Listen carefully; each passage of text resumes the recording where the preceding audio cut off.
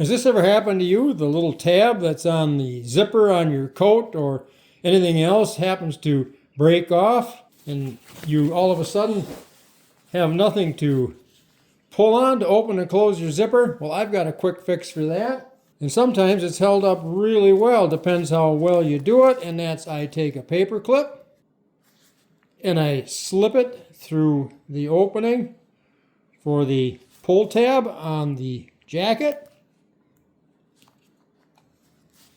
Get it secured in there, and then to keep it from getting caught, I just take a piece of electrical tape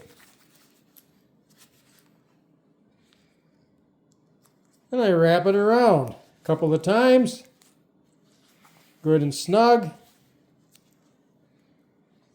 Work my way down, work my way back up.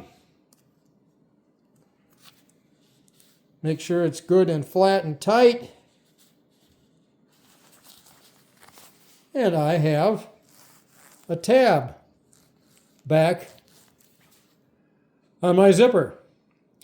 I've had to do this a number of different times if I've gotten a tab broken somehow, and it just keeps the coat in operating order.